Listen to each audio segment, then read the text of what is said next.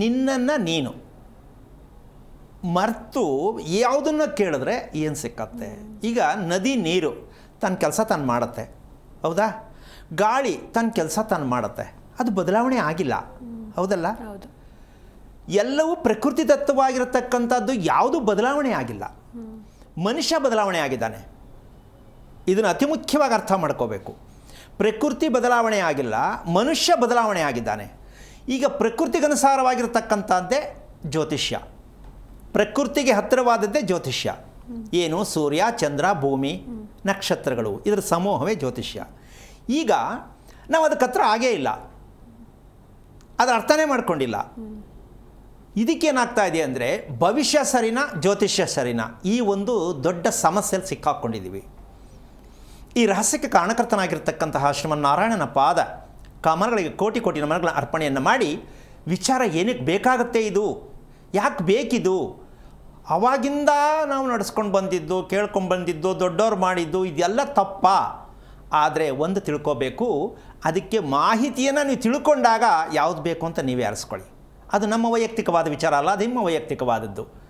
ಇಲ್ಲಿ ಒಂದು ಕಾಲದಲ್ಲಿ ನಾವು ಮುದ್ದೆ ಊಟ ತಿಂತಾ ಇದ್ದೋ ಅಂತ ಬೆಳೆದು ಬಂದಂಥ ಪ್ರಪಂಚ ಇತ್ತು. ಇವತ್ತು ಮುದ್ದೆ ಅಂದರೆ ಅದು ಹೆಂಗಿರುತ್ತೆ ಅಂತ ಕೇಳೋ ಮಟ್ಟಕ್ಕೆ ಜನ ಹೋಗಿದ್ದೀವಿ ನಾವು, ಹೌದಲ್ಲೇನಮ್ಮ? ಹೌದು ಗುರುಜಿ. ಮುದ್ದೆನಾ, ಆಮೇಲೆ ಇನ್ನೊಂದು ಉಪ್ಸಾರ ಹೆಂಗೆ ತಿನ್ನೋದನ್ನ ಅಂದರೆ ಈ ರೇಂಜಿಗೆ ನಾವು ಬೆಳೆದುಬಿಟ್ಟಿದ್ದೀವಿ, ಹೌದಾ? ಆದರೆ ನಾವು ಬದಲಾವಣೆ ಆಗಿದ್ದೀವಿ ಅಂತ ಮತ್ತೆ ಜ್ಯೋತಿಷ್ಯ ಭವಿಷ್ಯ ಅಂತ ಹಿಡ್ಕೊಂಡ್ರೆ ನಿಮ್ಗೆ ಯಾವುದು ಕೈಗೆ ಸಿಕ್ಕಿಲ್ಲ, ಸಿಗೋದೂ ಇಲ್ಲ. ಅದು ಸತ್ಯ, ಅದು ತಪ್ಪಲ್ಲ. ನಮ್ಮ ಮನವರಿಕೆ, ನಾವು ತಿಳ್ಕೊಳ್ತಾ ಇರೋ ರೀತಿ ತಪ್ಪಾಗಿರೋದೆಸೆಯಿಂದ ಜ್ಯೋತಿಷ್ಯಕ್ಕೆ ಒಂದು ಕಳಂಕ ಆಗ್ತಾ ಇದೆ, ಜ್ಯೋತಿಷ್ಯಕ್ಕೆ ನಾವು ಮಾಡ್ತಾ ಇರೋ ಅವಮಾನ ಆಗ್ತಾ ಇದೆ. ಜ್ಯೋತಿಷ್ಯ, ಧರ್ಮ, ದೇವರು ಅಂತಕ್ಕಂಥದ್ದಿಲ್ಲದೆ ಒಂದು ಉಳ್ಕಡ್ಡಿ ಕೂಡ ಅಳ್ಳಾಡೋಕ್ಕೆ ಸಾಧ್ಯ ಇಲ್ಲ. ಆದರೆ ಅದನ್ನು ನಾವು ನಮ್ಮ ವೈಯಕ್ತಿಕವಾಗಿ ಅದನ್ನು ಕಪಿಮುಷ್ಟಿಯಲ್ಲಿ ಹಿಡ್ಕೊಂಡು ಹೇಗೆ ಬೇಕು ಆಗ ನುಣಚಿ ಅದನ್ನು ಹುಣಸೆಹಣ್ಣು ಥರ ಮಾಡ್ಕೊಂಡ್ಬಿಟ್ಟು ಇಷ್ಟ ಬಂದಂಗೆಲ್ಲ ಬಳಸ್ತಾ ಇದ್ದೀವಿ. ಆರೋಗ್ಯ ಕೆಟ್ಟೋಗ್ತಾ ಇದೆ. ಅದು ನಾವೇ ಮಾಡ್ಕೊಂಡಿರೋದು ಅನ್ನೋ ಸತ್ಯವನ್ನು ನೀವೆಲ್ಲ ಅರ್ಥ ಮಾಡ್ಕೋಬೇಕು. ಇದಕ್ಕಿಂತ ಇನ್ನೊಂದು ಹೆಜ್ಜೆ ಮುಂದೆ ಹೋದರೆ, ನಾವು ಭೂಮಿ ಆಕಾಶದಲ್ಲಿ ಇರ್ತಕ್ಕಂಥ ಸೂರ್ಯಚಂದ್ರರನ್ನು ನಾವು ಗುರುತಿಸೇ ಜ್ಯೋತಿಷ್ಯವನ್ನು ಸಂಗ್ರಹ ಮಾಡಿರ್ತಕ್ಕಂಥ ಒಂದು ಸಮೂಹವಾಗಿರ್ತಕ್ಕಂಥ ವಿಚಾರ. ಅದನ್ನು ಈಗ ಒಂದು ಚಿತ್ರದ ಮೂಲಕ ನೋಡೋಣ, ಇನ್ನು ಸ್ವಲ್ಪ ನಿಮ್ಗೆ ಅರ್ಥ ಆಗುತ್ತೆ ಅಂತ ಅನ್ಕೋತೀನಿ. ನಾವು ಈ ಮಟ್ಟಕ್ಕೆ ತಿಳ್ಕೊಂಡಿದ್ದೀವ ಆ ಚಿತ್ರದಲ್ಲಿರ್ತಕ್ಕಂಥ ಸತ್ಯ. ಈಗ ಭೂಮಿ, ಇದು ನೋಡಿ, ಗುಂಡಾಗಿರುವ ಭೂಮಿಯಲ್ಲಿ ಅದರಲ್ಲಿ ಒಂದು ಕಟ್ಟಾಗಿರ್ತಕ್ಕಂಥ ಒಂದು ಭಾಗ ಕಾಣಿಸ್ತಾ ಇದೆ. ಈ ಭಾಗದ ವಿಚಾರ ಏನು, ನಾವು ಅದನ್ನು ಹೇಗೆ ಸೀಳ್ತೀವಿ, ಭೂಮಿಯನ್ನು, ಮನೆಯ ನಿವೇಶನವನ್ನು ಹೇಗೆ ಸೀಳ್ತೀವಿ. ಆ ಸೀಳೋದ್ರೊಳಗೆ ಮಧ್ಯದಲ್ಲಿ ಕಾಣಿಸ್ತಾ ಇರ್ತಕ್ಕಂಥ ತಿರುಳಿದೆಯಲ್ಲ, ಅದೇ ಚಂದ್ರ. ಅವನು ತಂಪಾಗಿರ್ತಕ್ಕಂಥ ಭೂಮಿಯನ್ನು ಎಷ್ಟರ ಮಟ್ಟಕ್ಕೆ ನಿಮಗೆ ನೆಮ್ಮದಿ ಶಾಂತಿ ಕೊಡ್ತಕ್ಕಂಥ ಗ್ರಹ ಚಂದ್ರ. ಅವನು ಎಲ್ಲಿದ್ದಾನೆ? ಭೂಮಿಯ ಒಳಗಡೆ ಇದ್ದಾನೆ. ನಾವು ಒಳಗಡೆ ಹೋಗೇ ಇಲ್ಲ, ಇನ್ನೊಂದು ಮೇಲ್ಗಡೆನೇ ಮನೆ ಕಟ್ತಾ ಇದ್ದೀವಿ.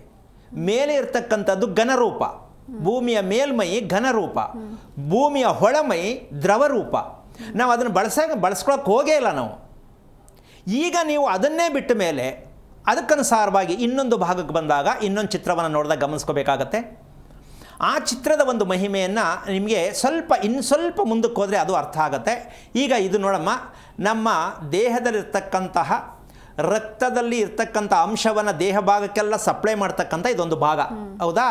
ಇದು ಮಧ್ಯದಲ್ಲಿ ಒಂದು ಭಾಗ ನೇರವಾಗಿ ರೋಡ್ ಥರ, ರಸ್ತೆ ಥರ ಇದೆ, ಹೌದಾ? ಅದನ್ನು ಹಿಂದ್ಗಡೆ ಇರೋ ಭಾಗನ ನಾವು ನಮ್ಮ ಇಮೇಜನ್ಗೆ ವಸಲ್ ಥರ ಮಾಡ್ಕೊಳ್ಳೋಣ, ಹಿಂಬಾಗಿಲು ಅಂತ ತಿಟ್ಕೊಳ್ಳೋಣ. ಸೊ ಮೇಲ್ಭಾಗನ ಮುಂಬಾಗಿಲು ಅಂತ ಇಟ್ಕೊಳ್ಳೋಣ. ಈ ಥರ ನೇರವಾಗಿ ಮನೆ ಒಳಗಡೆ ರಸ್ತೆ ಇದೆಯಾ ಅಂತ ಸ್ವಲ್ಪ ಯೋಚನೆ ಮಾಡಿ. ಇಡೀ ಕರ್ನಾಟಕದಲ್ಲಿ ಯಾವುದೇ ಮನೆಯನ್ನು ಮಧ್ಯಭಾಗ ರಸ್ತೆಯ ರೀತಿಯಲ್ಲಿ ಕಟ್ಟಿರ್ತಕ್ಕಂಥ ಹಿಂಬಾಗಿಲು ಮುಂಬಾಗಿಲು ಇರತಕ್ಕಂಥ ಮನೆ ಯಾವುದಾದ್ರು ಇದ್ದರೆ ನಿಜವಾಗ್ಲೂ ಅವ್ರಿಗೆ ಸನ್ಮಾನ ಮಾಡೋಣ. ಇದು ಯಾಕೆ ಬೇಕಾಗತ್ತೆ ಅಂದರೆ, ಸೂರ್ಯ ಚಂದ್ರ ಮನೆಯಲ್ಲಿ ಇರಲೇಬೇಕು. ಹಾಗಿರ್ಬೇಕಾದ್ರೆ ಈ ರೀತಿ ಇದ್ದಾಗ ಸೂರ್ಯಚಂದ್ರ ಮನೇಲಿರ್ತಾರೆ. ಈ ರೀತಿ ಮನೆ ನಾವು ಕಟ್ಟೇ ಇಲ್ಲ, ನಮ್ಗೆ ಗೊತ್ತೇ ಇಲ್ಲ. ಮತ್ತು ಹೆಂಗೆ ಜ್ಯೋತಿಷ್ಯ ತಗೋತೀರಾ ನೀವು? ಇಷ್ಟು ಸತ್ಯ ಅರ್ಥ ಮಾಡ್ಕೋಬೇಕು. ಒಂದು ಮನೆ ಕಟ್ಟಲಿಕ್ಕೆ ಆಗಿದೆ ನಮ್ಮ ಕೈಲಿ, ಹಿಂಬಾಗಿಲು ಮುಂಬಾಗಿಲು ಯಾಕೆ ಬೇಕು ಗೊತ್ತಿಲ್ಲ. ಇಡೀ ಬ್ಯಾಂಗ್ಳೂರು ಸಿಟಿಲಿ ಒಂದು ಮನೆ ತೋರಿಸೋಣ, ಥ್ರೂಔಟ್ ಬ್ಯಾಂಗ್ಳೂರು, ಬೇಡ ಕರ್ನಾಟಕಕ್ಕೆ ಹೋಗೋಣ. ಮತ್ತು ಹೇಗೆ ಜ್ಯೋತಿಷ್ಯ ತಗೋತೀರಾ? ಇದಕ್ಕೆ ವಿಶ್ಲೇಷಣೆ ಕೊಡ್ತೀನಿ ಇವಾಗ. ಏನದು, ಯಾಕೆ ಆ ಥರ ತಪ್ಪು ಮಾಡ್ಕೊಳ್ತಾ ಇದ್ದೀವಿ? ಗಾಬರಿ ಆಗೋದಲ್ಲ, ಬಂದು ತಳ್ಕೋಬೇಕು. ಸೂರ್ಯ, ನಮ್ಮ ಭೂಮಿ, ಇದೆರಡನ್ನೂ ತಗೊಂಡ್ರೆ ಇವರು ಗಂಡ ಹೆಂಡತಿ ಇದ್ದಂಗೆ, ಆಕಾಶ ಭೂಮಿ, ಹೌದಲ್ಲ? ಹೌದು. ಆದರೆ ಸೂರ್ಯನನ್ನು ಅನುಸರಿಸಿ ಸೂರ್ಯನ ಆಕರ್ಷಣೆಯ ಮೂಲದಲ್ಲಿ ಭೂಮಿ ಚಲಿಸುತ್ತೆ, ಗೊತ್ತಾನೆ? ಇದು ವೈಜ್ಞಾನಿಕವೂ ಸತ್ಯ, ಹೌದಾ? ಈಗ ಸೂರ್ಯನನ್ನು ಅನುಸರಿಸಿ ಸುತ್ತುತ್ತಿರುವ ಚಲನೆಯಾಗುತ್ತಿರುವ ಭೂಮಿಗೆ ಸುತ್ತಾಕಾರ ಒಂದು ಸುತ್ತಕೊಂಡಿರ್ತಕ್ಕಂತಹ ವೃತ್ತಾಕಾರದ ಸುತ್ತಿರ್ತಕ್ಕಂಥ ಗ್ರಹ ಯಾರು? ಚಂದ್ರ. ಚಂದ್ರ, ಹೌದು. ಭೂಮಿಯ ಸುತ್ತ ಚಂದ್ರ, ಸೂರ್ಯನ ಸುತ್ತ ಭೂಮಿ. ಹೌದು. ಈಗ ಸತ್ಯ ತಾನೆ? ಇದು ಸುತ್ತುತ್ತಿದೆ ಅಂತ ಹೇಳ್ತಾ ಇದೀವಿ ನಾವು, ಹೌದಾ? ಹಾಗಿರಬೇಕಾದ್ರೆ ಭೂಮಿಯ ಚಲನೆ ಯಾವ ಕಡೆಯಿಂದ ಯಾವ ಕಡೆಗೆ ಹೋಗುತ್ತೆ? ಪಶ್ಚಿಮದಿಂದ ಪೂರ್ವಕ್ಕೆ ಹೋಗುತ್ತೆ ಭೂಮಿಯ ಚಲನೆ. ಸೂರ್ಯನ ಚಲನೆ ಯಾವ ಕಡೆ ಹೋಗುತ್ತೆ? ಪೂರ್ವದಿಂದ ಪಶ್ಚಿಮಕ್ಕೆ ಹೋಗುತ್ತೆ. ಎಲ್ಲಿದೆ ಮನೆಯಲ್ಲಿ ಬಾಗಿಲು? ಪಶ್ಚಿಮದಿಂದ ಬರಲಿಕ್ಕೆ ಭೂಮಿಯ ಚಲನೆ, ಪಶ್ಚಿಮದಿಂದ ಬರೋಕ್ಕೆ ಬ್ಯಾಕ್ ಡೋರ್ ಇಲ್ವೇ ಇಲ್ಲ, ಹೌದಾ? ಇನ್ನು ಪೂರ್ವದಲ್ಲಿ ಕೊಡ್ತಕ್ಕಂಥದ್ದು ತೊಗೊಂಡೋಗಿ ಎಲ್ಲೋ ಕಟಿಂಗ್ ಮಾಡಿಬಿಟ್ಟು ವೈಮೂಲೆಲ್ಲ ಒಂದು ಬಾಗಿಲು ಇಟ್ಬಿಟ್ಟಿರ್ತೀವಿ, ದೇವಮೂಲೆ ಅಂದ್ಬಿಟ್ಟು. ಈ ಕಿತ್ತೋದ್ರು ಹೇಳ್ತಾರಲ್ಲ, ವಾಸ್ತು ವಾಸ್ತು ವಾಸ್ತು ಅಂತ ಹೇಳ್ತಾರಲ್ಲ, ಸುತ್ತಾ ಇರ್ತಾರಲ್ಲ, ಇವ್ರು ಮಾತು ಕಟ್ಕೊಂಡು ತೊಗೊಂಡೋಗಿ ಇಟ್ಬಿಟ್ರು. ಅಂದರೆ ಇಲ್ಲಿ ವಾಸ್ತು ಜ್ಯೋತಿಷ್ಯ ಎರಡನ್ನೂ ಹಾಳು ಮಾಡಿ ಅವೆರಡನ್ನೇ ತಪ್ಕೋಬೇಕು ಅಂದರೆ ಹೇಗಾಗತ್ತೆ? ಇದು ಕೆಟ್ಟೋಗಿದೆ, ಅದು ಆಧಾರ ಏನೂ ಇಲ್ಲ, ಕೆಟ್ಟೋಗಿದೆ. ಆದರೂ ನಾವು ಈ ವಾಸ್ತು, ಈ ಕಡೆ ಜ್ಯೋತಿಷ್ಯ, ಇದರ ಮಧ್ಯೆ ಒಂದು ಭವಿಷ್ಯ. ಏನರ್ಥ ಇದೆ ಇದರಲ್ಲಿ?